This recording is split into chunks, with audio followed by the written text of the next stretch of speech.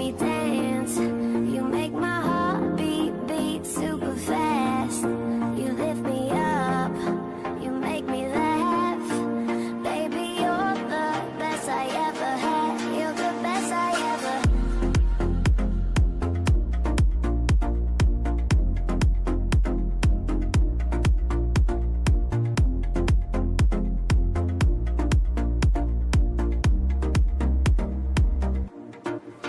You make me move. You make me dance. You make my heart beat super fast. You lift me up. You make me laugh. Baby, you're the best I ever had. You're the best I ever had.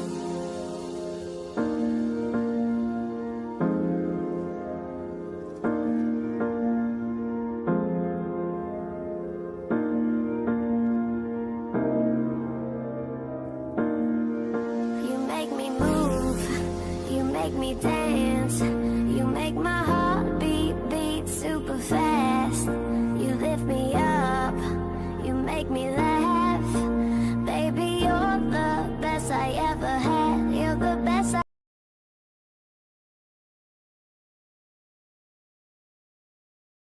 Hello and welcome to the IFAR Broadcast, Season 14 Pocono. Oh, we got Duel in here right now. Hello, Duel just went live. And looks like Ticker's working alright. Yep, I just went live. Welcome to the booth. And we are here, Pocono, Season 14, Race 3 of 12 of Season 14. And, yeah. It's Pocono.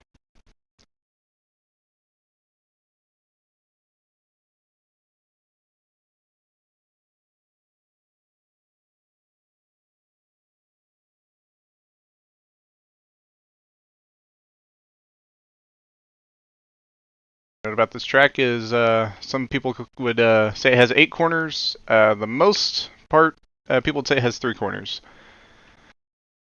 Say some people would say it would have 8 is ask the MOT and Maverick guys.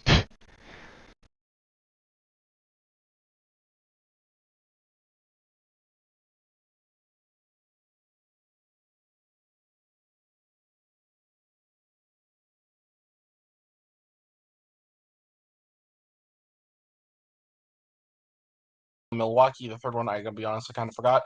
But that does give an interesting challenge for the drivers. Each corner here is different, and way you have to attack it is going to make things a lot different.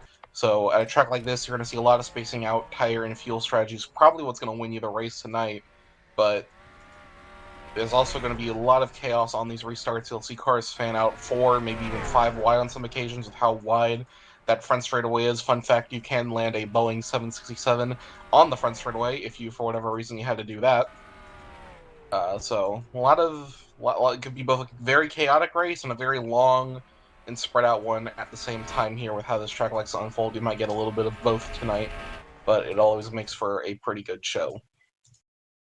Yeah, it's definitely something that I didn't know you could land a plane. Today I learned for that one.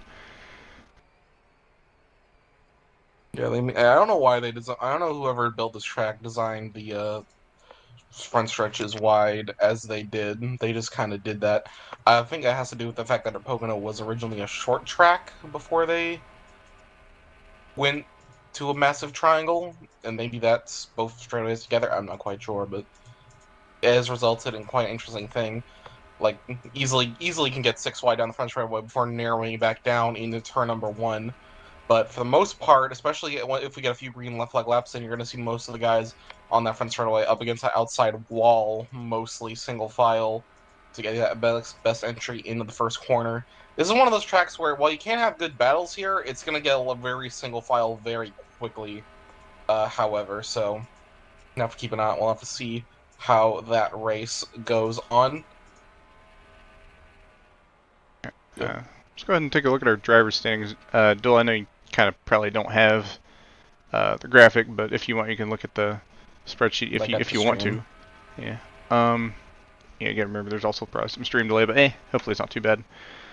Jerry Cook, currently the points leader after a dominant run in the Daytona Super Speedway race, and then a not so dominant run at the Daytona Road Course, and taking the victory after an instant between Alexander Gonzalez-Greene and Noah Degenhardt. And, got Tyler Mallon there, P2, who is the Daytona winner. Only a point behind, so I imagine that gap will be close. Yeah, Noah third in the point standings, Joshua Clemens P4. They're tied for that third place position. Both of them have had pretty good starts to the season thus far. Noah almost won last time at the Daytona Road Course before, unfortunately, coming up just a little bit short after contact on the final lap with the 63. So he's going to be hoping to have a little bit of better race this time around, but still, third place in points, pretty good. Carson Young P5 on the standings board. Nothing too crazy. Pretty solid to the season. Starts to the season actually, so pretty good for them. Steven Gibson, he's been quick. Had a good run last race we did. Then Laprade and Alexander Gonzalez-Greene tied for 7th there, 21 points back behind Jerry. I believe Alex has since vacated that seat, so that means Laprade now only has a 3-point gap with Benoni behind, and then Rodriguez rounds out our top 10, 25 behind the leader. Fun fact for Benoni, out of the top 10, he is the only Ford among the group, and it's actually mostly Toyotas apart from Jerry and Dunn. Yep. It's Chevy, Ford, and then the rest of the top 10 is Toyotas. So, a very Toyota-dominant season, and we're only 2 rounds through. This league has been dominated by Toyotas for quite a while. Oh my gosh. It should be quite an interesting bit here as a little bit of chaos is unfolding here, but it's practice, so that's kind of the norm. Oh my gosh. I haven't seen Jiri on track yet, so our previous race winner yet to be seen, but we can talk about one of their teammates, Joshua Luluzin. I'm pretty sure this is their first start in the season, but they are behind the wheel of that flagship car of the Scuderia Carmona Racing team, that number 54. And in terms of a team, they've held on to that number pretty much since the beginning of IFAR, and with him in this season, it is him behind the wheel. We'll have to see how he does. I'm pretty sure, I don't think he did either of the previous race, so I think this is his first start of the season, so we'll have to see how he does with that. One thing to note, did start the broadcast a little early. That was to make sure the ticker was all good. Looks like the marquee ticker is looking fine and dandy. Probably not going to mess too much with the laps, which is probably the only thing I'm going to have to mess with other than that for this race specifically, but worry about that when the race comes around. Should always be good. So we're nearing halfway through practice before we get into qualifying. For the DSRA guys, this is no surprise who is leading the top of that board. That is none other than the 21 of Kyle Watts. No matter what practice session or what series it is, it seems that he keeps finding himself up at the top of the timing tables. And today it is no exception to that fact. Noah, who we mentioned earlier, came just short of the win a couple weeks ago at the Daytona Road Course. They sit second on the board currently. And then it's the 26 of Cal Tescar Jr. rounding out the top 3. Cal with a pretty good lap there. I know. He was talking about a return to NR. I think he was somewhere in this group a while back, a couple of years or so, and he's had a rough comeback. Not like too crazy rough, but not exactly guns blazing, you could say. But he's starting to pick it up. Yeah, well, right now, third on the board, could be looking in for a pretty good night overall. Some quick information about tonight's race, since we're here in practice. Tonight's race is going to be 48 laps. Drivers will have a 55 pit road speed limit. So this might be, could be, cautions pending, could be looking at a 2-stop race tonight, potentially, with how big this track likes to be. So, if this race stays green and they single out pretty quickly, that pit strategy here is going to come to fold. more pit strategy mainly is going to focus around saving those tires, which is a track like this with all three corners varying in banking, turn radius, and all. A lot harder to do than somewhere like a Texas or your standard mile and a half. Tire saving here is going to be a lot more of a challenge if you want to keep those lap times up. So that might determine the winner later tonight, but it could always be a bit of a wreck fest, especially out of two. That's also called the tunnel turn, because that is where the tunnel in the infield is at. But that also created a bit of a bump in that corner that if you hit that at just the wrong angle, could end your day a little bit early. Turn 2 is a deceptively challenge, probably the hardest of the corners to manage here, especially with how quick you're entering that with that long straightaway before it. Because, well, the front straightaway, the big wide one, very fast into turn 1. The straightaway after 1 is equally, probably just as long. You're building up a lot of speed, entering speeds of up to 190 miles an hour by the time you enter turn 2.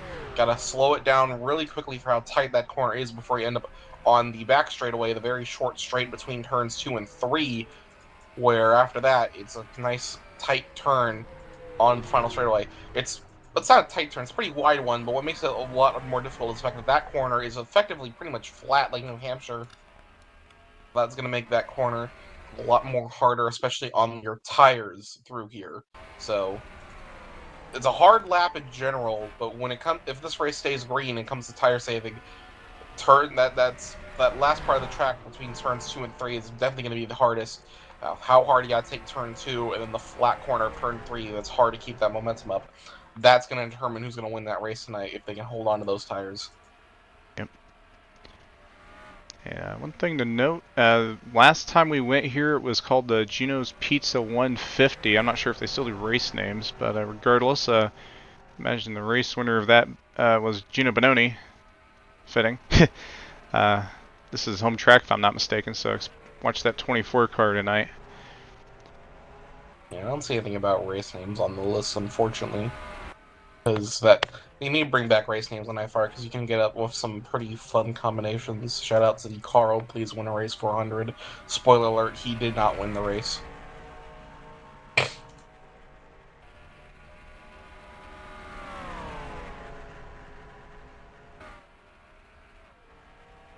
Hard luck over there in 3. Tyler Mellon's car is completely destroyed. Practice shenanigans continue to ensue. Kez Hill there in the jockey car. Well, we got plenty of time. So let's talk about our Daytona 500 where Tyler Mellon in the number 18. Pretty good start to the season. I think that was his 3rd Daytona 500 win, if I remember correctly. I could be wrong on that one. But right now, only 1 point behind Jerry in the Drivers' Championship. It is still very early on in the season, so can't really say whether or not if he has a shot at the championship, but so far so good in terms of that quest. First 2 races have been quite weird, though. You had the Super Speedway race at Daytona, and then the road course in Daytona, which, funnily enough, was happening during the Rolex 24 at Daytona. So you got a Super Speedway immediately paired up with a road course, and then you're coming into a track as difficult as Pocono. We haven't had any really normal races so far in the schedule, so it's hard to say who's going to come out on top. Next week we go to Nashville, so I think that's when things will start to even itself out a little bit more and get to the normal part of the season. So it's a very interesting start in terms of the schedule, having those 2 tracks back to back, and then this track to follow it up. But after that, I think we'll start to see who's going to be the best shot at that championship come Chicago in 13 weeks' time. And obviously that's going to be shaken up a bit because our defending champ, Alexander Gonzalez-Greene, he's currently, I guess I'm just going to go ahead and say that his license got revoked after the Daytona race. He revoked his own license? Yep. So self-exile. Yep, a little bit of self-exile there.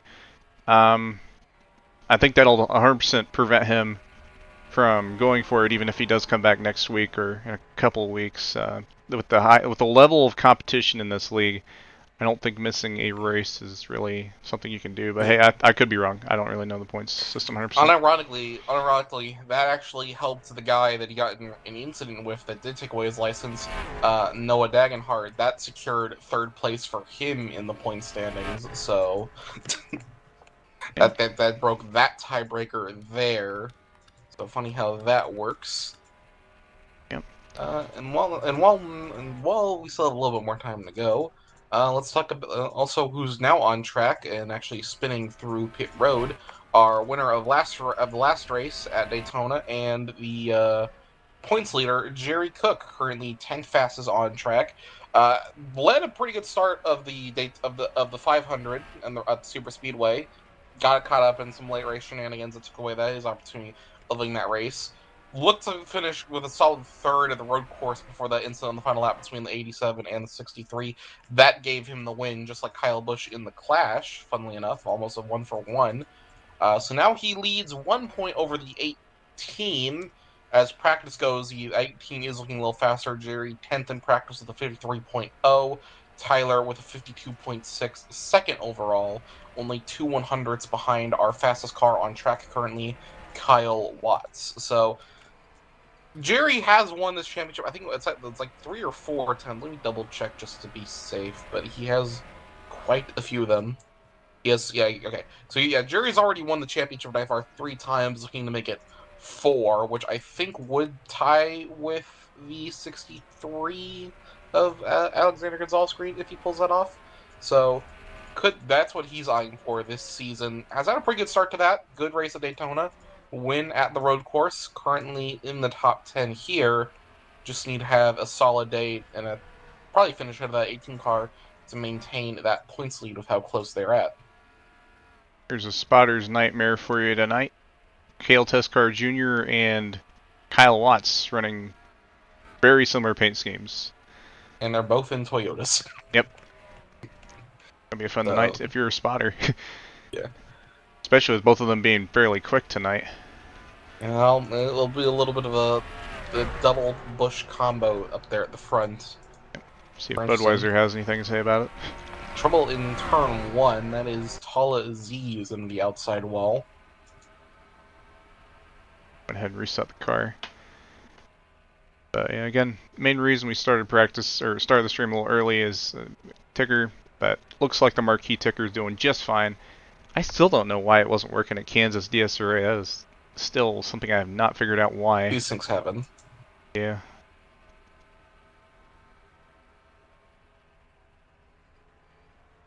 Working now, and that's what matters. I ain't grabbing.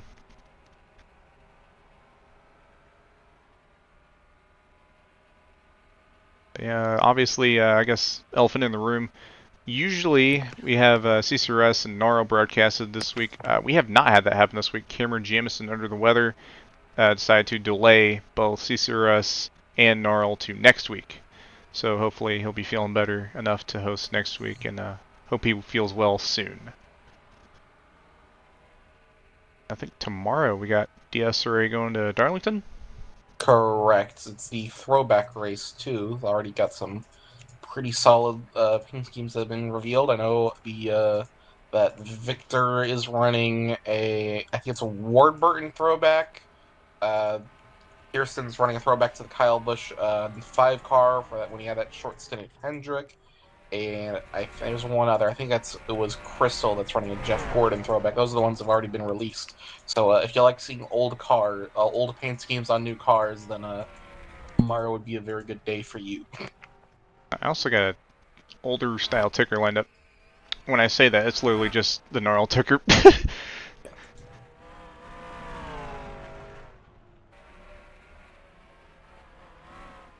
I'm pretty so. If I'm correct, the qualifying starts at 9:30. We're coming down to the final 6 minutes or so. Noah's taken second in the practice standings so far. Kyle Watts still remains at the top of the board. He's actually gone a little bit quicker with a 52.5. From that, looks like everyone now is getting their bearings all set up here. Looks like Troxel's about to head back to the pit lane. Lyle's coming back onto the track to set a couple more laps before we get to qualifying. looks like the higher line in turn 3 has been a little favored. No one's strictly been going onto the bottom there by the white line. They've kind of tapered up towards the top mainly. So you might have an opportunity to make a move in the 3 by going to the low side, but it looks like being a little bit higher, taking that middle, and then moving up to the high line as you come towards the corner exit might be the play to go with in that final corner to get that run in. So might see some interesting moves to try and get some passes done into that corner. It looks like turn 2 is just a case of survive, and then turn 1 it's a standard high banked corner. You'll probably see a lot of potential overtakes into there. Pocono is kind of an interesting track. It's the oval that drives like a road course, and it should even classify as an oval because it's only 3 corners. So maybe it could just be considered a road course, except not really. I don't know. It's nothing. It's an in between of a road course and an oval. It's its own entity. It's its own anomaly. It does not conform to any of your ideals. I think it's special enough it deserves its own classification. Its classification is concussions. I mean, I would have went with triangles, but hey, that works too. You fuck up around here, your ass is getting the Kurt Busch 2022 experience. Owie.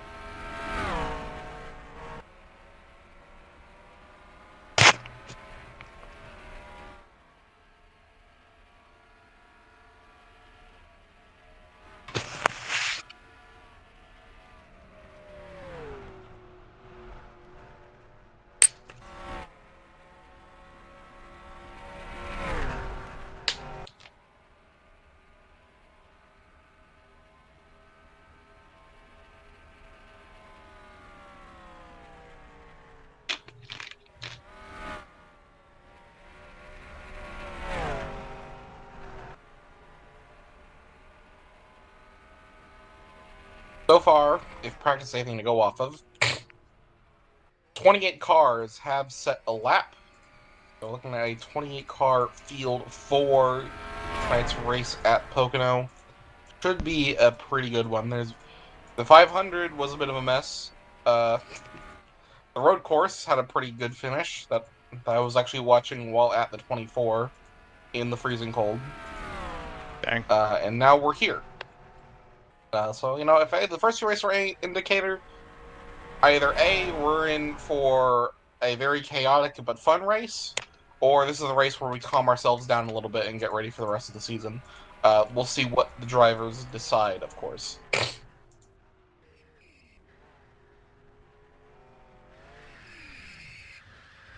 Thinking of D-Dog Dan, Daniel Rodriguez, Mr. Blackjack himself, fresh off of a win just a few minutes ago at OSCC Texas. OSCC Texas. So congratulations to him on that. See if he can translate that success over here to IFAR. There was a Carl Childress top 10 in that race.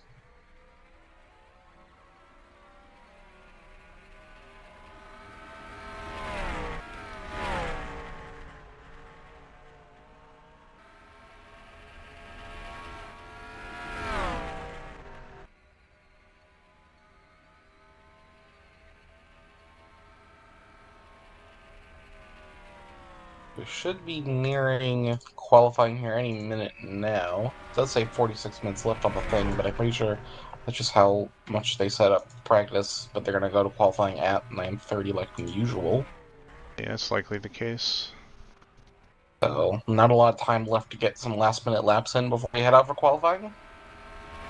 You're crazy. You can go for it.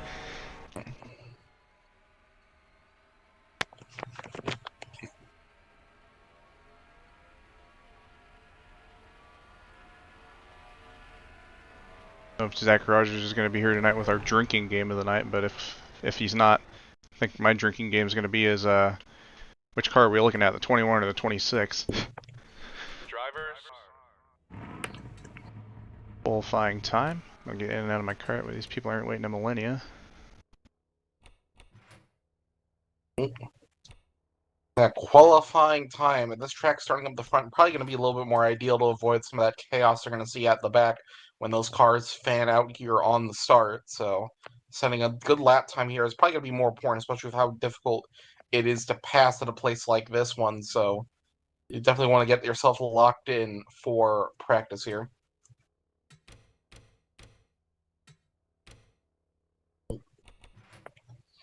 We're probably going to have 2 laps to qualify. We'll see those live once they're put down. Could be a couple minutes before we see any, but actually, we were seeing like 51 point something. Shoot, I can just go back and look. We're seeing like You're 52 looking at points. 52.5 is what you're most likely to see. Yeah.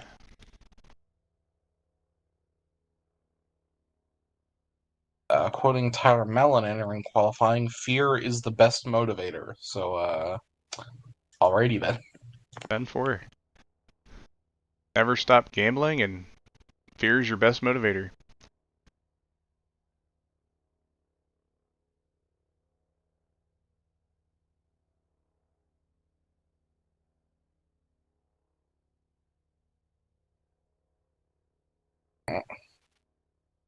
I actually quote that. That's a good one.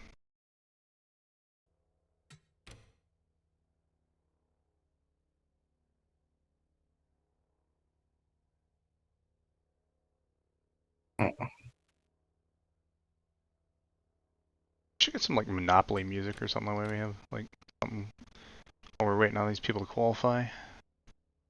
I'll have to set that up for the next one.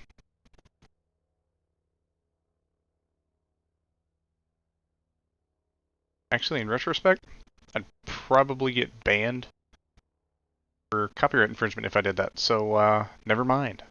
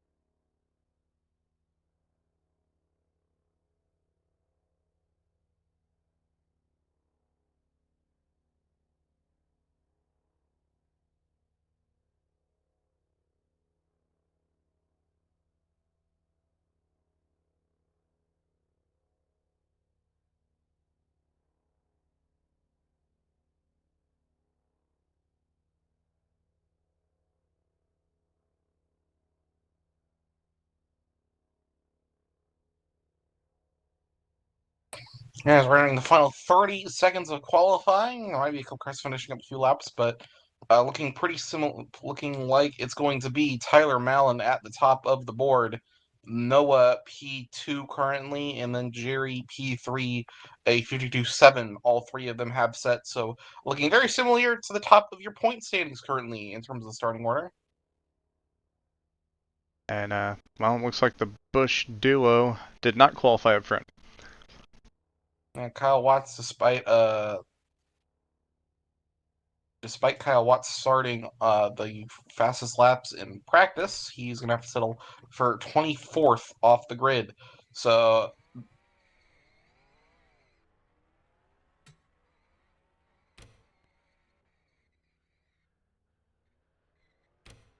and so they're going to go over their quick drivers meeting and the 10 minutes of happy hour they get to help practice their their last little bit of warm up. Normally during this part, they'll do their final pit stop practice, make sure they have all that set up here. Wide enough pit lane and a large enough a gap that I don't think any problems on the pits are going to happen tonight, but you never know with some races. Daytona had quite a few incidents happen down there. I think a big thing for Mallon is not only do they get that pole, they also have that first pit stall. So when it comes down to if there's any green flag stops, they'll have the biggest advantage. Besides, Front straightaway this long, having that first stall is definitely going to be quite helpful getting up to speed down there into turn one.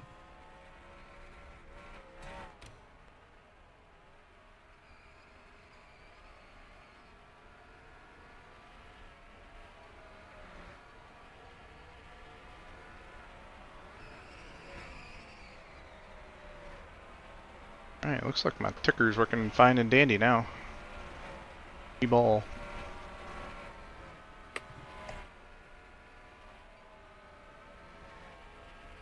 Wait, what? What happened? I'm saying no time set in the session. Oh wait, that might be because there's no time set in the session. That would probably be why. that might have something to do with it. Oh well, that's just me being paranoid. And that DSRA race was a trip for the ticker, I don't know why.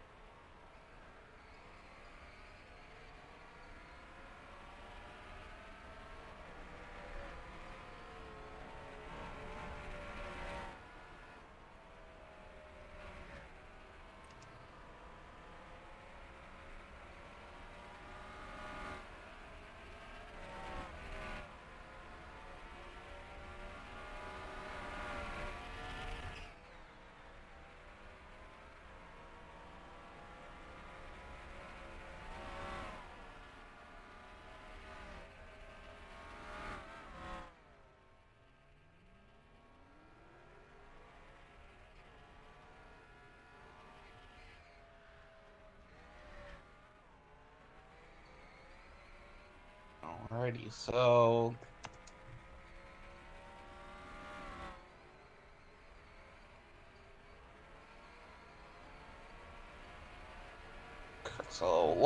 I'm gonna quickly go over the starting order thing since we got quite a few minutes to knock down. So it's Tyler Mallon and Noah Dagenhart on your front row for tonight. It's the 18 on pole. Jerry Cook and Gino Bononi will line up row number 2. Row number 3 is going to go to Garson Muyung and Tala Aziz. Joshua Clements and Landon Lyle will make up row number 5.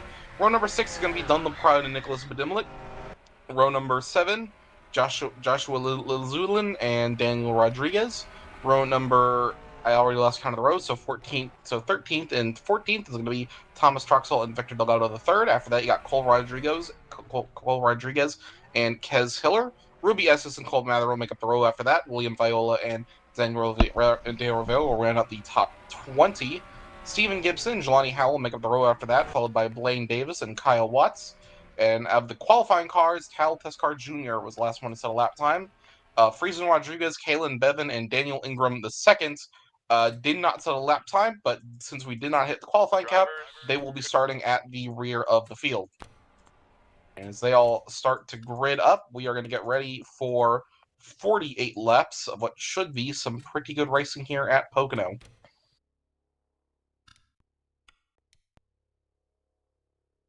Now, Zach, anything you want to say before we get rolling?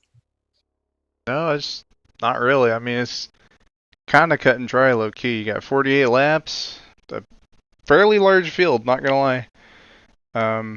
Be interesting to see how they slice and dice it.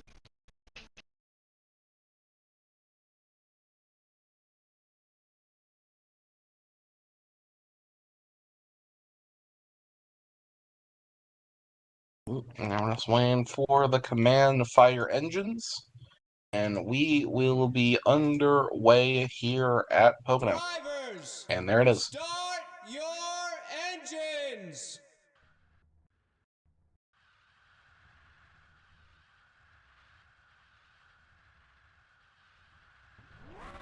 Alrighty, and the pace car is rolling off here in the turn number 3. Of the top 3 drivers, 2 of them have already got a win this season. It's that second place of Noah Dagenhart still looking for their first. So, 48 laps here at Pocono. For only 3 corners make up this massive 2.5 mile super speedway. Should be a pretty good one. Pace car rolls off. Here we go. Waiting as they come down the line. Green flag is out. We are underway here at Pocono Raceway. Tyler Mallon leads them to the green flag. And already trouble in the back. That's Thomas Troxel going around. One car up and over. That's the 51. And that is going to be a restart. And that's going to be their one and only restart of the night. Basically, if they fail to make it to the start-finish line, they're going to re-rack them and try again. As if what you've just seen has never happened. So all of this is not canon. Ignore everything I just said. That never existed. Wow. That was insane. I think what happened there is that Troxel's trying to go to the out to try to be one of the first cars to dip low to try and fan out to get some extra positions in a one. Got clipped, sent him around, and chaos unfolded from there. So we're going to try that again. I don't think they have any more restarts from here out, so now everything you see is canon, alright? We are now back in the correct timeline, ladies and gentlemen. And no, this is not the timeline where mayonnaise is an instrument. That's a different timeline. No, Patrick, mayonnaise is not an instrument. Not horseradish either.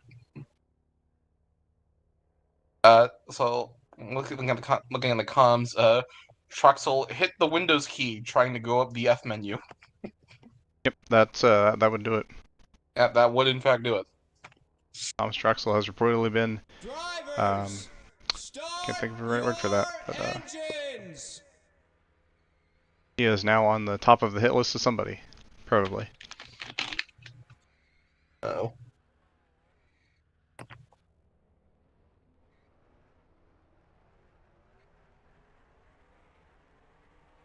I dropped my bottle cap. Oh. I don't want to spill my drink.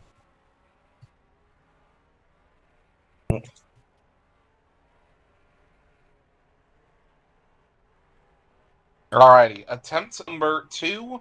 Pace car is going to pull into the pit lanes. Tyler Mallon is going to lead us to the green for real this time. Green flag is out. We are underway at Pocono. It's the 1887 side-by-side down the front straightaway we go. Everyone for now keeps it 2x2. No one really jumping out so far. 51 takes a little bit of a peek. Decides to stay in line.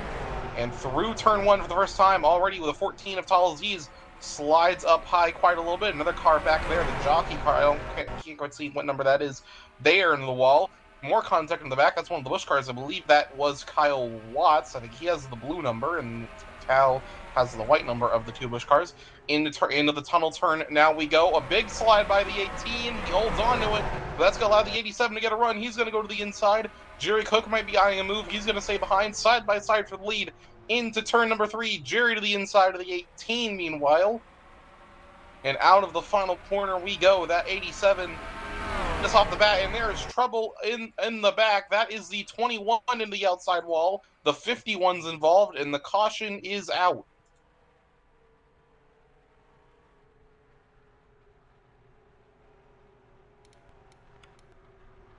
Not a good start for Watts.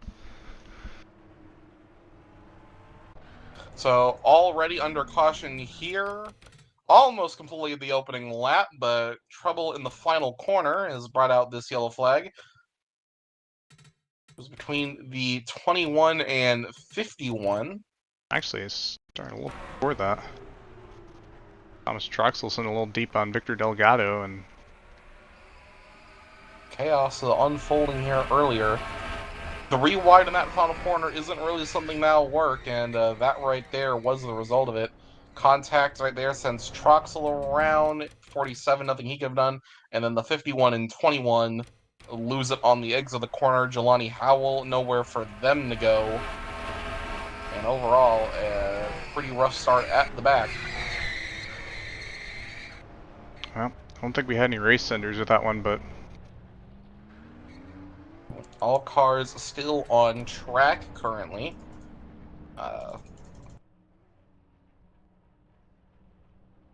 Alex has opened the pit road this time around. Will we see any takers? Maybe a few guys that were involved in the wreck, but apart from that, I think we're going to see a pretty quiet pit lane, especially for a lot of the leaders. One thing I want to note on that opening lap, that slide there in the tunnel turn, talked about in practice how easily you can mess that up, and for Tyler Mallon, that could have easily been his race had he not kept it careful, but he managed to hang on to that thing, only lost the lead, managed to hang on in second, and surprisingly, pretty busy on pit road. I was not expecting this considering we're all literally on lap number 2, but maybe people want to come in and make some adjustments. Got a little feeling of the car that opening lap, now they want to come in, change a few things. Garson Muyoung will be our new race leader. Him and quite a few other cars have stayed out. I think you want to keep that advantage of having that longer fuel run under your belt, but We'll see where that cycles out for sure. These 7 I'll cars staying out. Fallout by Tala Aziz, that might trap him a lap down. Cal Tuskar Jr., the first car out of pit road, despite, I don't know if he even got into his box. He might have been forced out. Fortunate. Well, regardless, he's got that track position now. And another problem, that is Jerry Cook, who is slowing up against the inside wall there on pit exit. And he has received a penalty, too fast entering. That's going to drop him to the end of the longest line on the restart. Unfortunate there for Jerry. Had that good track position. It's all gone now. And even then, for the guys that did hit and still came out on top, that drops them back. Cal was the first car to exit pit road. He sits behind the 15 right now in 8th place. So 7 cars in total stayed out. Garson, among them, is your leader. Oh. They just made a updated all-time stat sheet. I think Garson, if I'm not mistaken, is one of those guys without a podium yet. Not saying I'm not saying they're surefire going to get one tonight, but who's to say they couldn't?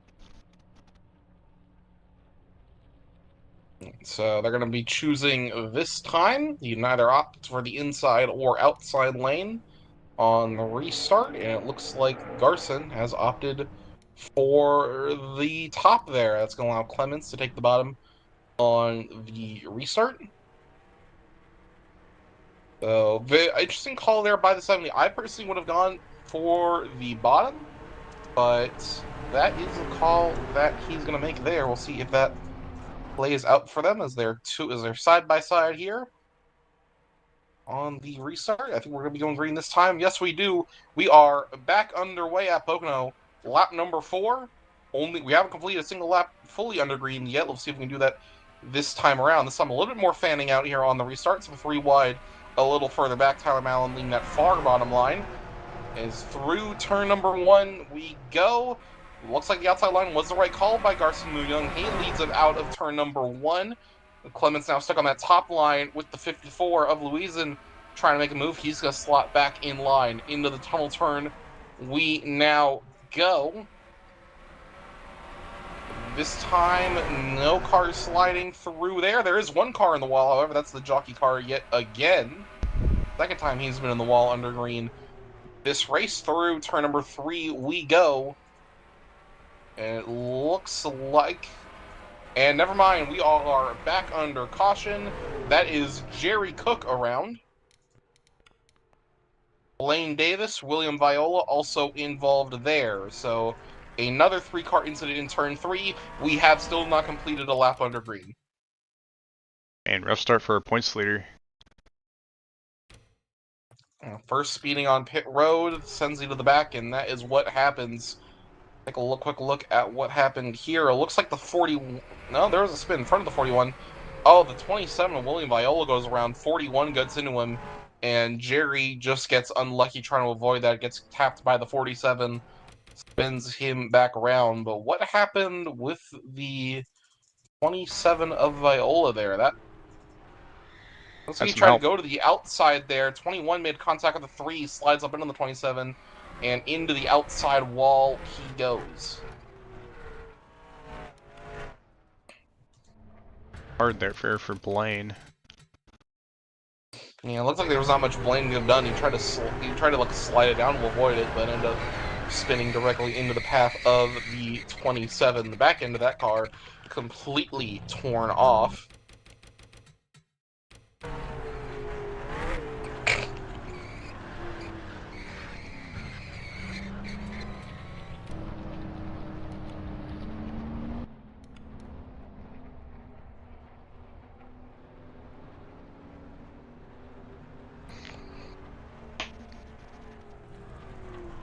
And so they've opened up the pit lane here this time around. We'll see. I think a lot of the guys that were already up front there aren't going to have much intentions to pits. They've decided they want to hold up that track position, I believe. A lot of the guys at the back might head again. I got it. Try and carry out that fuel run a little bit longer. Oh wait, I don't even have boss. Never mind.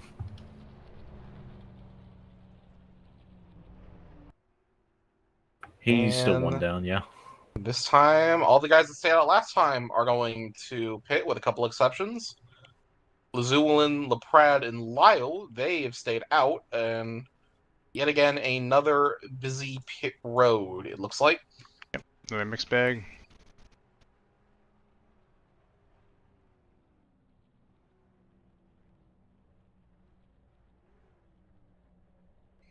I don't know what the implications of this is going to be, and I honestly don't think it's going to change a whole lot between. Yeah, I think it's just a difference. I think it's just a splitting up of pit strategy right now. The guys that have been staying out, like Louise and Lyle and whatnot, they're wanting that track position for now. They got plenty of fuel. They can keep on going.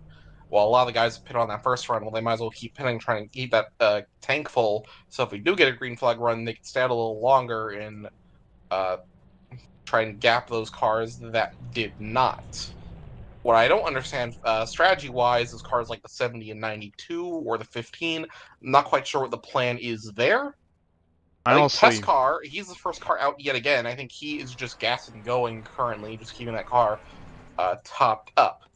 That's kind of smart there from Test Car, not gonna lie. So it's the 54 of Joshua Luazen, who is your new leader in that Middle Road Energy Chevrolet. Got Dunn Laprade in P2, Landon Lyle P3, and Noah Dagenhart, who led that first lap, now has found themselves back in the top 5. Same with your pole sitter, Tyler Mallon. And somehow in 6th place is I think one of the lone remaining Dodges of the grid, Victor Delgado III. Only Dodge in the field right now. Yeah. I'm pretty sure he's the only Dodge left in the IFAR roster entirely. He did have his teammate in Tala Aziz last year to be a fellow Dodge. Tala's jumped ship over to Scuderia Carmona Racing as they go through the choose cone now. Last minute call there by the 3, almost made contact with the 19, but they did not hit the cone, so they keep her going.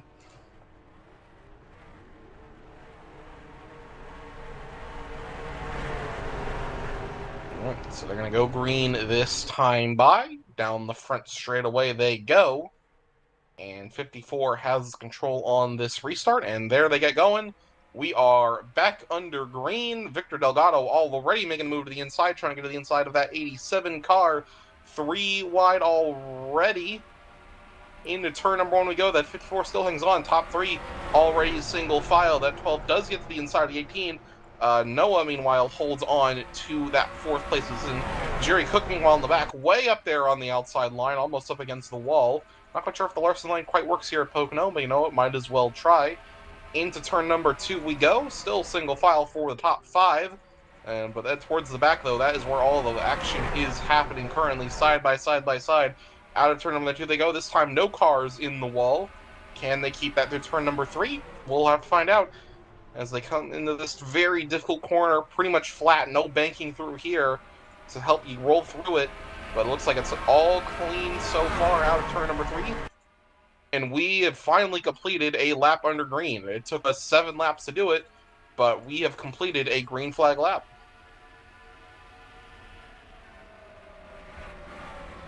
Noah on a charge made their way all the way already up to 2nd place on this restart. They started in 4th, already gained up 2 extra places already. Tyler Mallon, meanwhile, have stayed second down there in 5th. Kyle Watts has probably made their way up to 6th place through all this carnage. Victor Delgado still holding on to P7. A little bit of contact there in 2 between 21 and 12, I think. Slid the 21 up. He manages to hang on to that position. And that actually might have hurt the 12 more just by being in contact, because that allowed the 51 to get a little bit side by side. He's going to be trapped here on the outside line, though, through turn 3. I'm not quite sure if he's going to be able to make that work here on exit. No, he doesn't. Actually, he scrapes the wall over there. Crash in the back. Trouble in the back. That's the 26 around. And caution is out. He's got a flat tire. He might have to tow that thing. Yeah, that thing's stuck. Yeah, he's got a flat there. Got clipped out of turn number 3. Sends him around. It was only a 1-car incident, but Alex Speeding has traffic. opted to throw the caution flag due to where that incident was in front of a good chunk of the field. So caution number 3, and we're only 9 laps in. It happened. I have to take a Ooh. quick look. TV1 ain't telling me much, holy.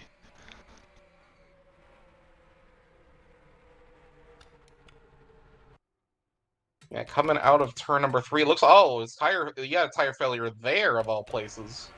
Oh, wow, okay.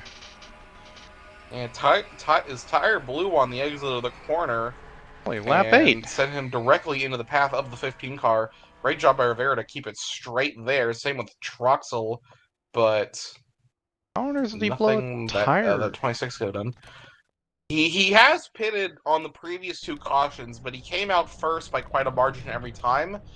Those 2 times, I believe, were by gas and going only, so he has been on the same set of tires since the start of the race. Only 9 laps, though? Holy moly. And most of that, he wasn't even pushing.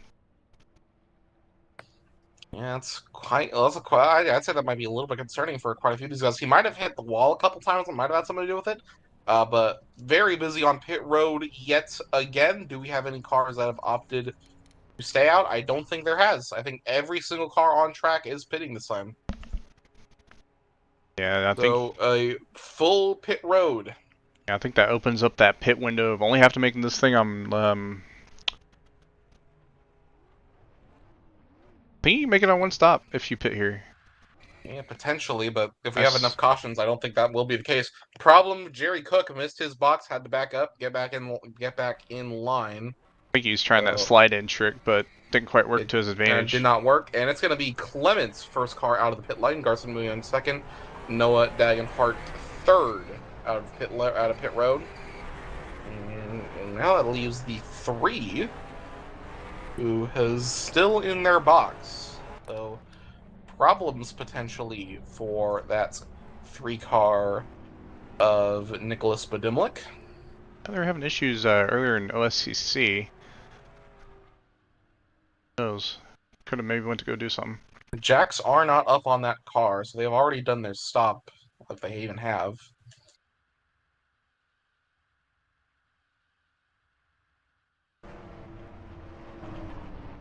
Yeah, they're quiet in the chat so far, so I'm not quite sure what's going on there, but that is going to drop them to the back of this field regardless.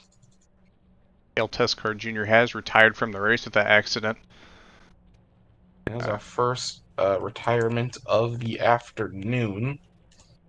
Like Zach Rogers in the chat says that it might have been a controller disconnect. Yeah, I could see that being the case as well. I'd believe that over a tire failure, because he'd only ran like 8 laps on that tire, and most of that wasn't even pushing. I think maybe like a lap and a half of that was pushing, if he was. I'm not quite sure that. What was that? 26. Right side tire, though. That's why he might have hit the wall. That's my theory. Anyway, time for the cars to choose. They're going to their lane. Looks like both him and the 70 to start are going to pick the outside line. Gives Noah the bottom. And all clean through the choose procedure. No cars hit the cone that time.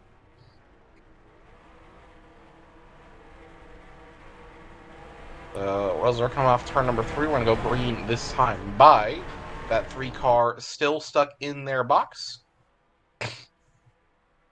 And we are back under green. Clements leads the way.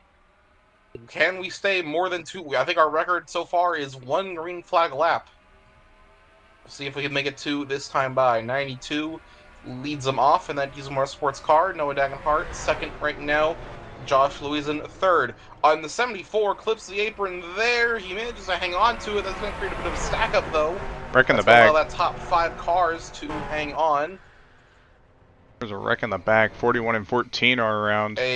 That's been ruled a pair of self-spins, so we are still under green. Both wrecks were independent of each other. And that's the 54 in the wall. I think he hit that bump there in turn number 2. He was a little bit shaky before that. Hangs on to it.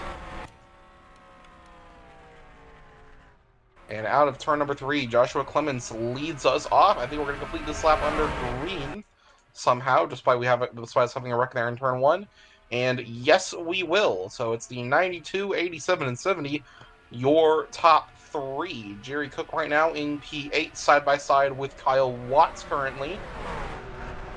The 24 of Benoni might be eyeing this move, might be looking to have an opportunity here.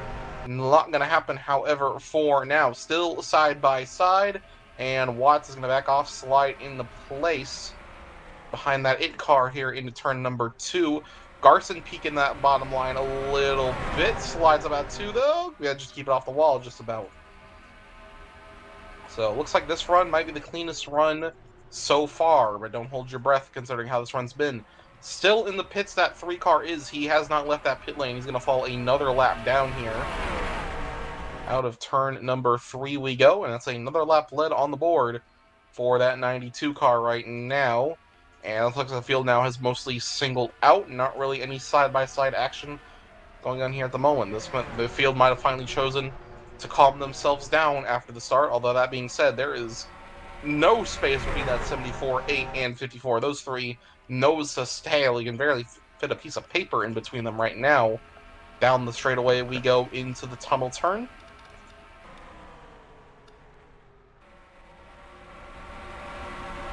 Through turn number 2 we go, down the back straightaway. And there is another single car spin. That is yet again Blaine Davis, all the way in 1. Single car, we keep it green.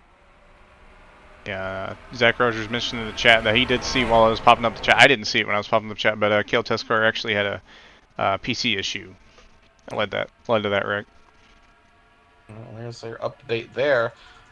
This battle between the 8 and 21 is getting a little bit more interesting with the 54 involved. Watts way down there on the bottom line. He's going to lose 2 positions actually to that 8 and 54. Still side by side that 54 car. He's got him trapped on that top line. The 54 is going to get a bit of a run here. Can Louison hold off Kyle Watts? I guess he will. Another spin in turn 1. Track clear yet again, so no cautions. I don't know who it was that time around. And another slide out of 2. That is Louison yet again. Having a really hard time keeping hold of that 54 Chevrolet right now. Kyle Watts now to the inside here through turn number 3, trying to get that move done. Finally going to make the pass for Kyle Watts back in to P8.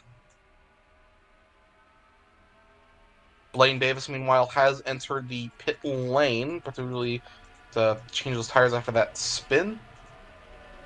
Correction, it was P6 that Kyle Watts entered, not P8, my bad. Now Dunlop Prodley going to take P7 away from the 54, and he's going to get that move done. Another position lost for Josh Louison. Definitely looks like he's having a bit of a hard time getting through turn 2 there. That 54 seeming really unstable at the moment. Jerry Cook now making a move on Landon Lyle into turn number 2. Side by side through that corner we go. And he might get a bit of help from Kyle Watts down here on the straightaway. Nope, Watts moves back up to that outside line.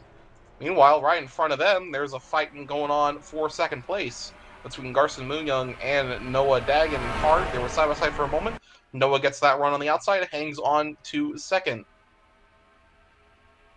So down the front we go here. This is our longest green flag run so far. So good on these guys for not immediately wrecking again. I mean, they were immediately wrecking, but none of them were worthy of a caution flag. So do with that information what you will.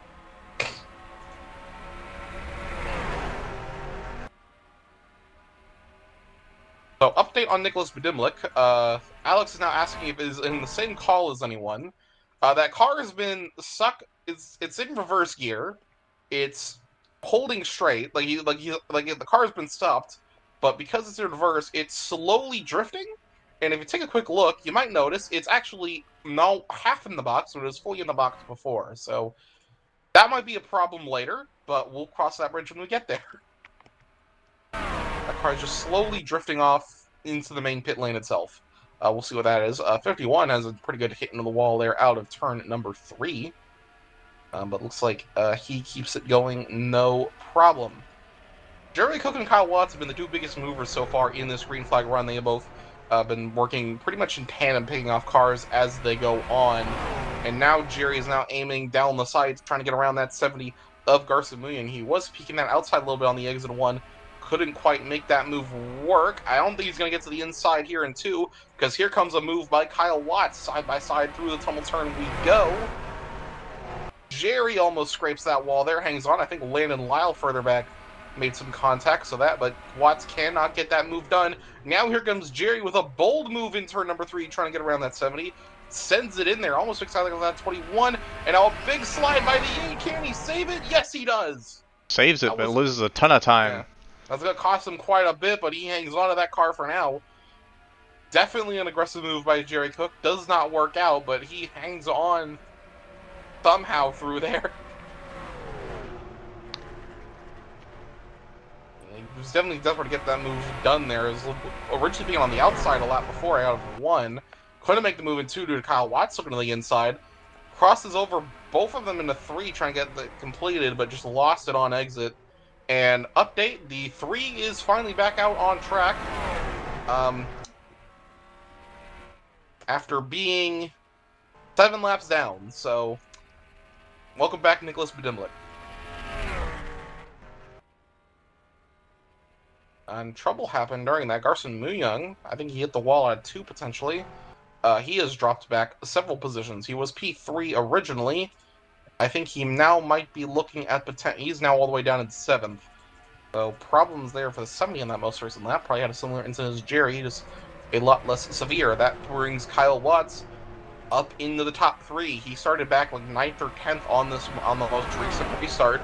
Now he's eyeing the 2 leaders. And Noah Dagenhart took the lead away from Joshua Clements, but that 21 now is linked up with his teammate in the 92 car. So the NSR car of Noah now has both Diesel Motorsport cars eyeing him down. A little bit of that battle further back. Ruby Estes, Daniel Rivera, Stephen Gibson, and Cole Rodriguez all in a 4-car fight for 13th, I believe that is. Oh, 15th. Never mind. It is 14th. He's in, I don't know. I'm not bothering with numbers. That's 4 cars, all of them under a blanket back there out of turn number 2. But down the front straightaway now, into turn number 1 we go. It is single file pretty much all the way through here. Garson Moon still bleeding positions, now under attack by Tyler Mallon and Thomas Troxel. And he actually hits the wall out of 1 there. Troxel had to react a little bit, but he's still there trying to make a move work. Can't quite get side by side. He slides back into position. But now he's going to try to dive it in 2. Garson goes on the defensive there with an equally aggressive line. Garson trying to stop the bleeding as much as he can. And a bad exit by Troxel. That's now putting Victor Delgado on the offensive here. Another send by Jerry Cook, almost 3 wide into turn number 3. This is all just a battle for 8th place right now. Down the front straightaway we go. That's 70 not winning runs 8 positions. Contact there between Ruby and Rodriguez. They managed to hang on. 20 got a little squirrely down there on the front straightaway. And Jerry with a bad entry in the 1. Sling on the top. That might be able to get a bit of a run out of this, however. To hang on to that position. This is all just a battle for 8th that Garson Moon's hang on to. It's between him, Troxel, and Jerry. And right now, he is not willing to relent any positions. A little bit of battle up front between the 24 and 54, Gino Bodoni and Joshua Luizin. Side by side, Tyler Mallon might be trying to take a look at this as well. Might be looking to gain a few extra positions along this fight here. Not quite able to make any moves, however.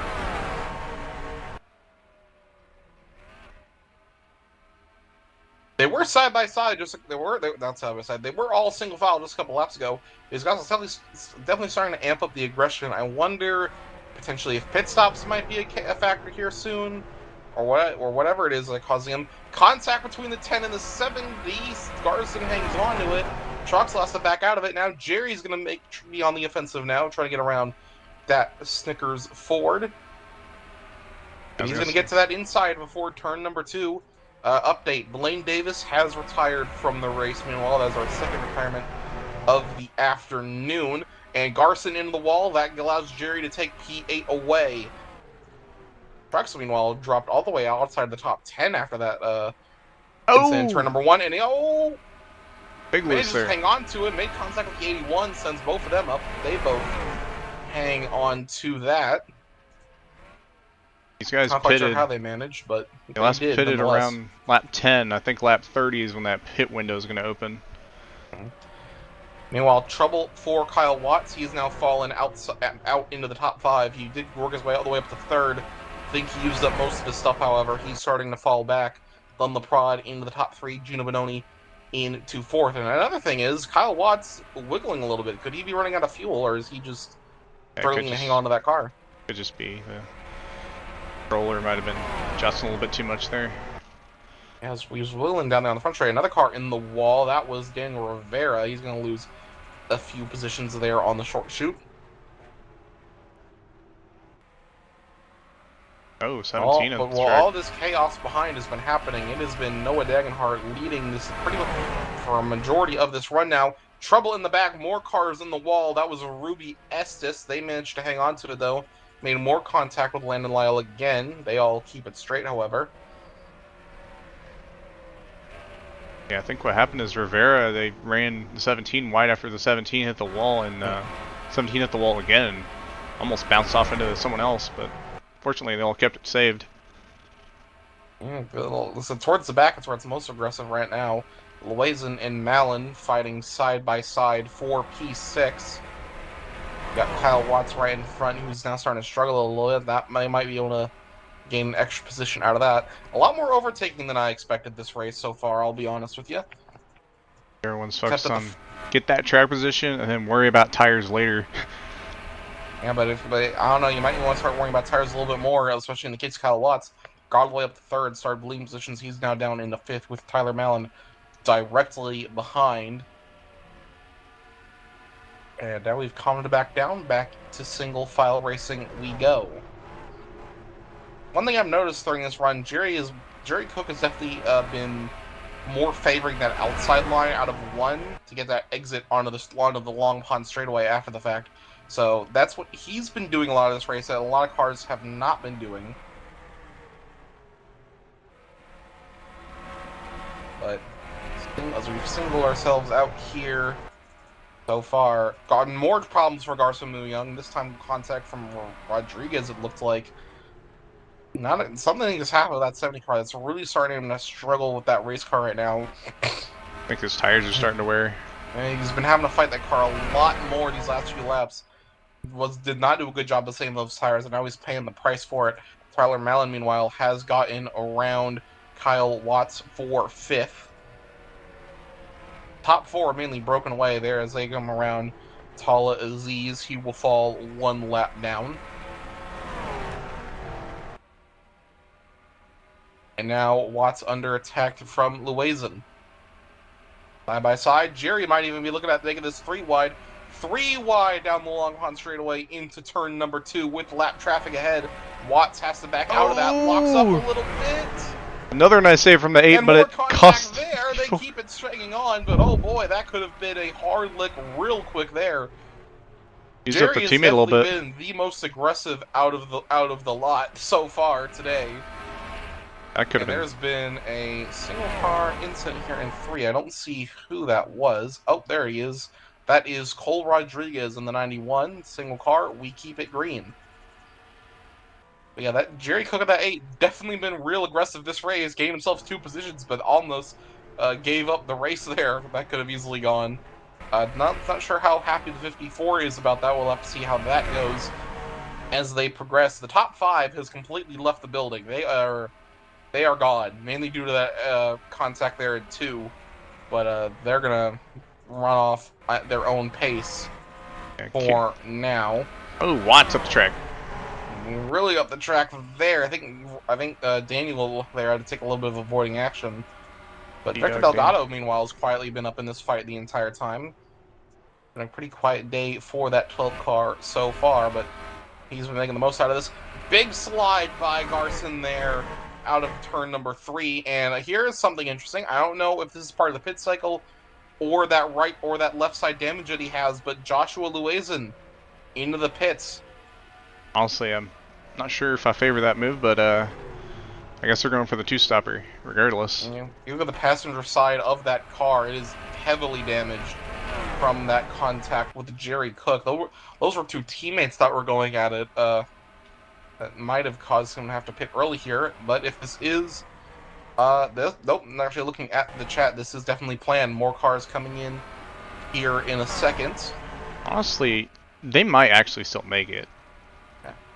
We are halfway through this race, but we're gonna see a lot more cars come in this time here. Including our leader. Pretty much all of our leaders has, except with Malin and Benoni. But it is gonna be a very busy pit road this time. Someone locked up there. I think that was Landon Lyle, but no harm, no foul there. So, Gino Benoni and Tyler Malin stayed out. Looks like same for Watts, Delgado, and Troxel. But everyone else, very full pit lane currently. Someone missed their box back there. That was Hez Hiller. That was who. But so he's gonna lose quite a bit of time on this one. And also, Batani does beat Clemens out of pit road. That's gonna be crucial there. like note in the chat, Kale, he said that he's been playing NR for years. It's the first time he's had a game freeze on him. Unfortunate there for him. Deal on that one. And now the rest of the cars come in. Your race leader, Tyler Malin, Gino Benoni, Kyle Watts, Dr. Delgado, Thomas Troxel, they're now all coming in. Yeah. Roger said in the chat that they may be cutting it to, maybe cutting it in half. I'm gonna assume that's what he's saying. We'll have to see. I mean, they did have quite a good... I mean, at this rate, I think they will have to make one more green flag pit stop. Maybe they can make it on the end, depending on how it goes. If they're able to save enough. This might be similar to an OSCC Texas that we saw earlier today, where it was very close on fuel. One of the cars that were in that race, Carl Childress, literally ran out as he crossed the checkered flag. As they come out of pit road, not going to be a big winner for Tyler Malin. That drops him pretty much where he was. So you should gain a position on that up to P4. But no real changes from staying out that extra lap there. One of the big losers on that pit change, though, Thomas Truxell. He's all the way down to 20th. So not a good stop for that 10 car. But no changes up front. It's still Noah and Joshua still leading this fight here. As when they cross the line here, it'll be 18 laps to go. And it was a very messy start, but they've kind of gotten themselves sorted out since then. And it has been that 87 dominating for the majority of this race.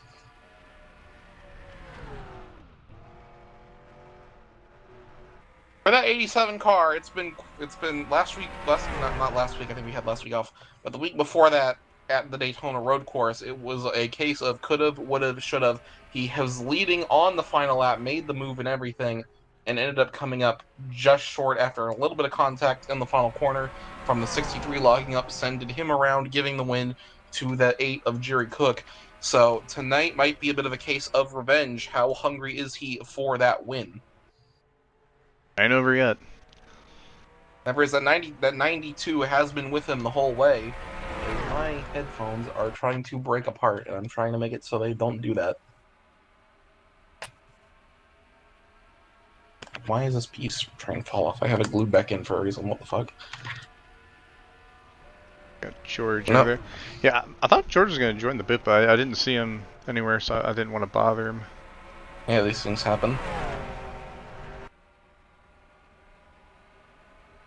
But as this race goes on, that 92 is actually right on the 87 now. A little bit of contact on the straightaway as we go into turn number 2. A little bit of bump drafting there. That 92 definitely wants to make a move. I think that 92 might be trying to take a shot at this win. But if you're that 87, you might be having a little bit of flashbacks to last week. You definitely going to want to avoid that if at all possible. These headphones are trying everything they can to break apart right now. This is not ideal. Yeah, it looks like Dunlop Prad. He's caught up to these guys along with Gino Benoni, Tyler Malin.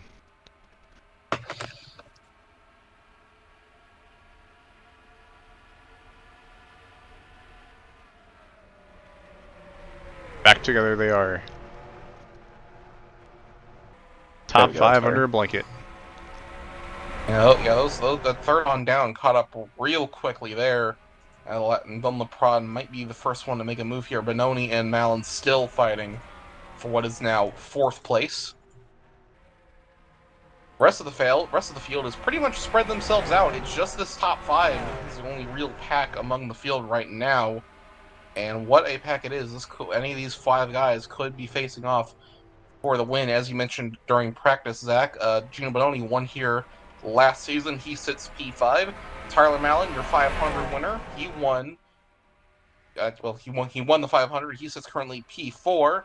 Dunlop probably looking for his first win of the season. Same for Joshua Clements, and also your leader Noah Dagenhart, who came just short of a win 2 weeks ago at Daytona, trying to get a little bit of redemption from that. Is Benoni makes quite the move on Malin to get 4th place away. He gets that move secured and done, all within the span of 1 corner.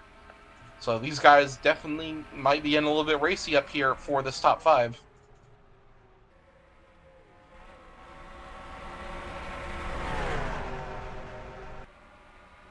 Trouble in 3, Cole Mather just had a bit of a moment. Looks like he's got himself sorted out, which is good because the leaders are approaching him. And if he had having a lap car in the way, especially sideways, definitely would not be ideal at this point of the race. Nope. Looks like 6th through 9th have started to also form a secondary pack for positions, so some of these guys are getting a little bit more aggressive. Now here comes Gino Benoni to the inside. He's going to take 2nd place away from Joshua Clements. That 24 trying to go back-to-back for Pocono wins tonight. And right now on quite the charge, not worrying about saving anything. He wants that lead from that A7, but Clements is going to fight back. He looks to the inside down the straightaway, backs out into turn number 2, though. Decides that move not quite worth it just yet. Down the short chute, and we now go with that 87 still in the lead, hold off against the 24. And now the 24 dives it in, looking for a move in the 3. Can't quite make it stick. Noah Dagenhart stays in the lead. Coming up on lap traffic, that's the 00 of Kalen Bevan. Looks like he's going to get himself out of the way. And actually, through the front straight they go, taking advantage of that side draft. Gino Benoni to the lead, for the first time today, gets around that A7 and Noah Dagenhart. Looks like Joshua Clements tried to follow him through. He could not get that move done, so new leader, that 24, from 5th to 1st in about the span of 3 laps. 2 of those passes I didn't even notice. He's been that quick so far in this run. Yeah, he's definitely been on a charge. We'll have to see what can he do here as we're nearing the final few laps of this race. Keep in mind, he's also got a lap advantage on fuel, so that's something he's got to his advantage as well. Yeah, some of these guys might be trying to save to the end here. We only have 12 more laps to go, so you definitely don't want to pit be forced to take a pit stop this late in the race, especially if there are cars that can make it all the way to the end. So some guys might be on fuel saving, others like Benoni right now, it's clear they're on a charge, they are pushing. Tyler Malin to the inside of Joshua Clements for 3rd place. Still side by side though. I think Clements is going to hang on to that position for now, and it looks like he will.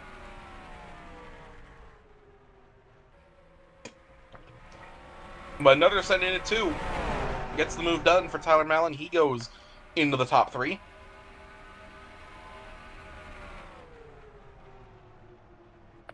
Update here, Thomas Troxel over the chat mentioned his fuel saving strat is nearly wrecking himself. Well, to each his own on that one.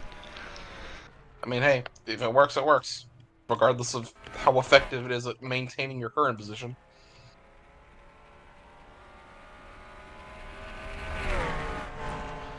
Looks like now these leaders are starting to calm themselves down a little bit here. Starting to spread out a little bit more. Benoni trying to run it away. In the further pack that makes up 6th through 9th, Kyle Watts has pulled out a bit of a gap ahead. He might be even trying to chase down these top 5 to get into that fight. Jerry Cook right behind him. Steven Gibson, despite everything that 51 Toyota has been through today, is somehow still in the top 10 running in P8. I'm not quite sure how he's pulled that off, but yet here we are. And we're actually trying to get around him is the 70 of Garcia in P9, and Daniel Rodriguez rounding out that top 10 in that 20 Toyota. So 10 laps remaining in this race. It's Gino Bononi in the lead. If there's a caution before 4 to go, then that might change everything. Once we do get to 4 to go, that is considered the point of no return, where cautions are effectively disabled from then on out. So if you're needing a caution, you need it in about these next 6 laps. Anytime after that, they're going to be null and void effectively. So Gino Bononi right now, as your leader, he wants us to stay green all the way. A few of the guys further back might disagree with him on that one.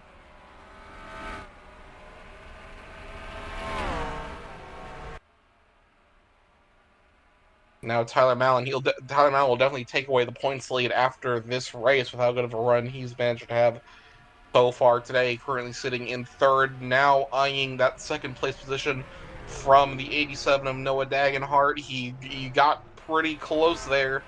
Couldn't find enough space to make a move, though. He's going to have to try and re-rack him up again and try again at passing that 87. That 87's proved very difficult to pass today, with the only car advantaging to pull it off being the 24 Gino Bononi, who currently sits as your race leader.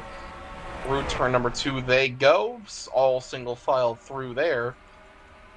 Been a pretty clean one so far, except for the start. We don't talk about the start, we don't worry about the start. So after the 3rd restart, it's been clean from there on. As they're all going to go around Cole Mather. And 8 more laps to go here at Pocono Raceway. At 24, trying to go back-to-back for Pocono wins. Noah trying to get a win after that heartbreaking loss last time at the Daytona Road Course.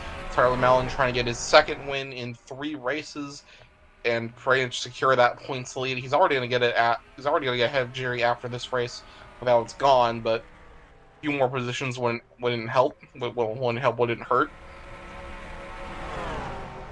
And then Dunlop Prod and Joshua Clemens each looking for their first win of the season.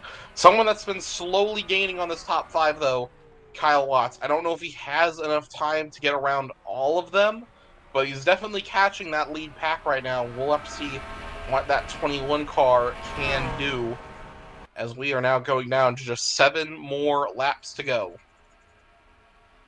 Clock is a-ticking. And not a lot of time remaining.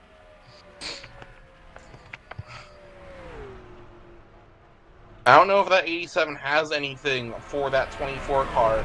Maybe Tyler Mallon does, but that is a problem of him having to get around the 87, which it's not been an easy task so far today.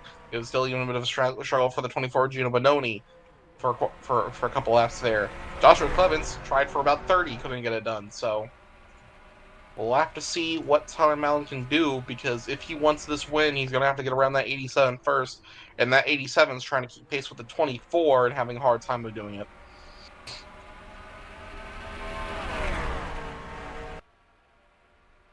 Further back, nothing much really to note. Everyone's spread out. It's just this top 5 that's really fighting here. Why is my phone going off? What the fuck?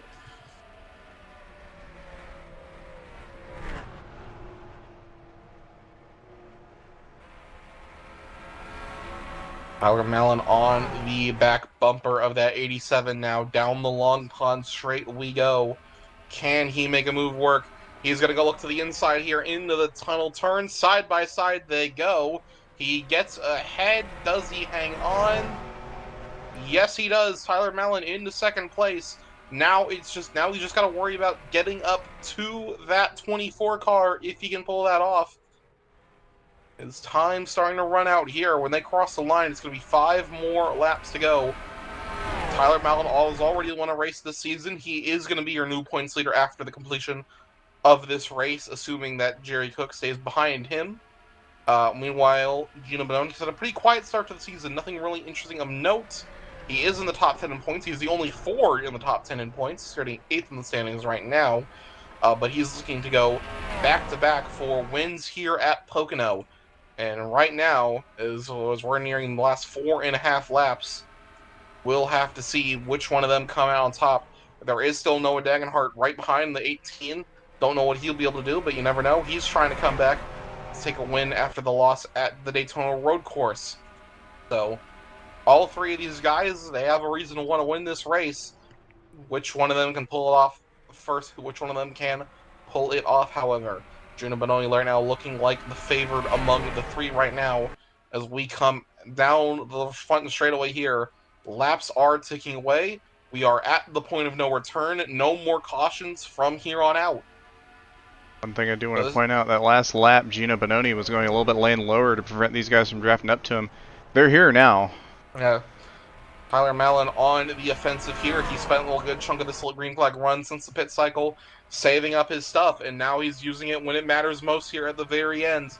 What can that 18 do? Through turn number 2. Right. Yeah. Oh, a little bit of trouble there. A little bit of a wobble by the 92 further back. But because we're at the point of no return, there is no more cautions from here on out. It's just these guys fighting to the finish. And Tyler Mallon's got to run out of turn number 3. They're going to be side by side down the front straightaway. Tyler Mallon did lead that lap by 0.001 seconds. Still side by side. Gino Bononi trapped on the outside line here. Can he make anything of it? No, he cannot. It's going to be Tyler Mallon in the lead out on the straightaway. But now Bononi looking really aggressive all the way to the inside line. Mallon has to go back up to the top to block the 87. We got a 3-car fight here for the win. 3 laps to go through turn number 2. Now Dagenhart looking to the inside of Bononi. They're going to be side by side here down the short straight. And for Tyler Mallon, that's exactly what he needs. He needs those two to start fighting in here so that he can pull away and secure this win. But that's not going to be the case. Noah got the move done. He's now up in a second. So can that 87 turn around and make a last-minute charge to catch that 18 car? 2 more laps to go. Clements there trying to make an opportunity to get around the 24. 24 held him off there. The 2 races before this already had quite entertaining finishes. There was the final lap in the 500, big wreck to end it with Tyler Mallon being able to cruise away. In the Daytona Road Course, it was between Noah Dagenhart and Alexander Gonzalez-Greene. Late race contact between those two ended up in Jerry Cook taking home the win. So the previous 2 races saw chaos on the final lap. Could we see something similar as Dagenhart goes to the inside of Tyler Mallon, side by side through turn number 3? Out of the final corner they go. Now Mallon uses that run to the outside. He stays ahead. White flag is out. 1 more lap to go here at Pocono. You still got Gino Bononi. You still got Joshua Clements. You still got Tom LaPrade. You even got Kyle Watts a little bit further back there.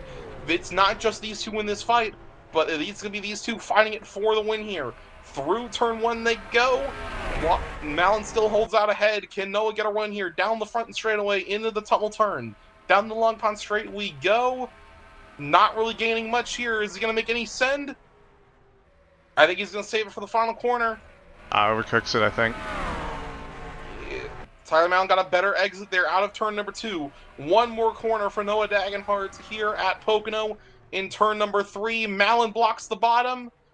Noah's going to try the outside, but I don't think it's going to work. Out of turn number 3, no, it will not. Win number 2 on the season for that 18 car and the championship lead. Tyler Mallon is going to win at Pocono Raceway. And you can't blame the 87 there for trying there at the end. That was one hell of a race there at the very end between those 2 cars. Thought it would have been Gino Bononi there towards the end of the race, but unfortunately his tires fell off there at the very end. But it's Tyler Mallon, your winner at Pocono.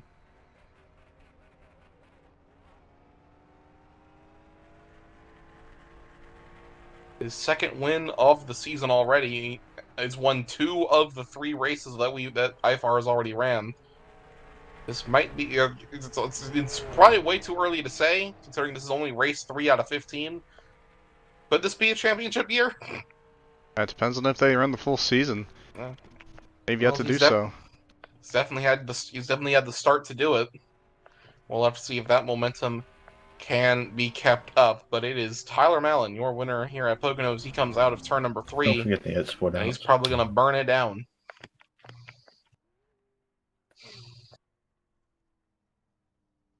And you got to be wondering for that 87, 2 races in a row now where you were this close to getting it.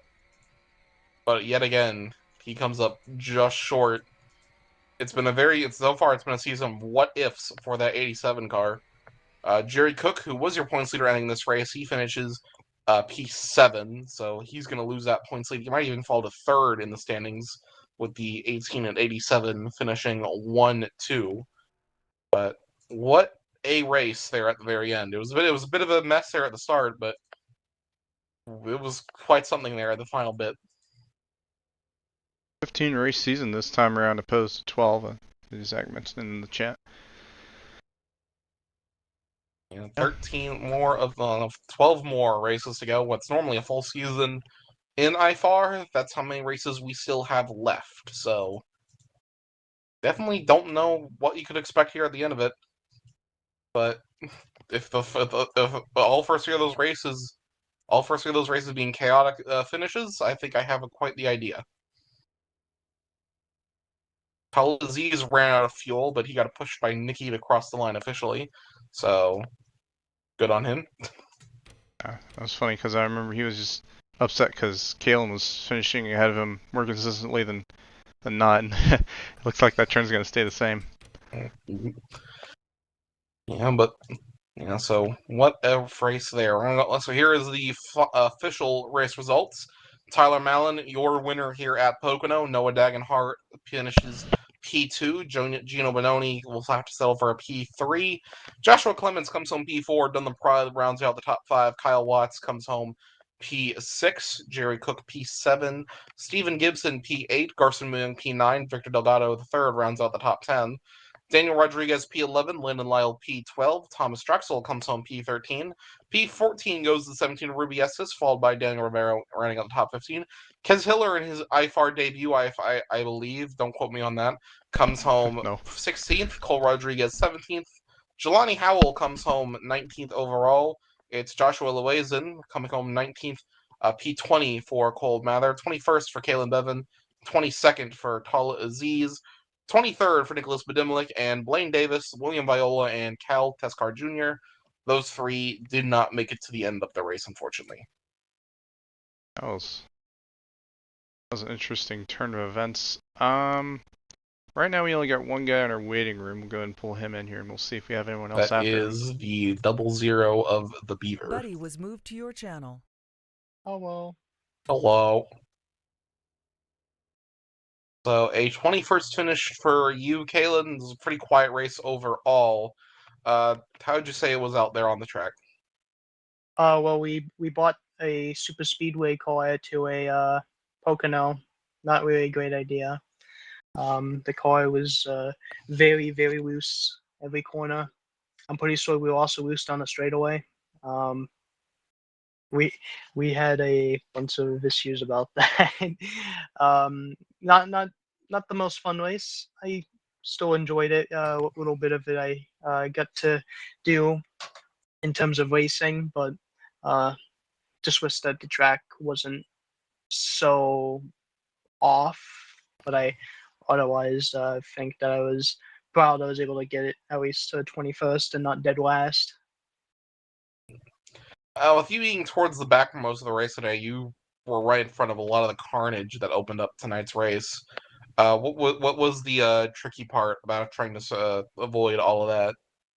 The tricky part about trying to avoid all of that was pretty much just hoping that nobody would full throttle into the wreck, because like that was pretty much what was happening, and unfortunately I ended up getting into Tawa because the 41 just went into the corner, acted like Tala wasn't spinning, hit Tala. Tala flew up into me, couldn't go anywhere. Kind of surprised that wasn't a yellow, I'm not gonna lie. Yeah, It should have probably been. should have been a yellow. It was 3 colors. Well, overall, only one. Overall, 21st, a solid day for you. Yep. Thank you for your time, and we'll see you next week. Yeah, have a nice day. Buddy disconnected from your channel. Right. Next up on our waiting room list, we have none other than the race winner, the 18 of Tyler Mellon. User was moved to your channel. So, in the span of 3 races, you have now won 2 of them. It was a pretty aggressive race from you at the start in the first half, and then the second half kind of dropped back and saved your stuff for the very end. How'd you say tonight? How'd you say tonight went for you with the win? I'd say it went pretty well. His Interstate Batteries Toyota was fast all night. Somehow had good fuel mileage. That never happens in any race that I do. I always suck at fuel mileage, so that kind of ended out well, better than I thought it would be. I knew when everyone else started pitting a little bit before the 24 and I had to. It was going to come down to at least the 24 and and he's had a hell of a run there. That was so much fun just battling with him, and it was a lot of fun battling with Noah. I'm amazed Noah made it on fuel, to be completely honest. I pitted after him and I almost didn't make it on fuel. So, but yeah, it was a great race between the 3 of us, and I'm really just happy to get a win at what I consider my home track. So, with winning two of the first 3 races here, you now have taken the points lead away from Jerry Cook. I know it's only round 3 out of 15, but do you think you can pull it off this season? I mean, I hope so. You never know, right? It's too early in the season to tell, but I feel like we've got a good start. I've never actually run a full IFAR season before. I've run races in like 12 out of the 15 seasons or whatever. I don't know, all but 2 seasons, but I've never actually run more than I think 5 or 6 consecutive races. But yeah, I'm planning on running full time this season.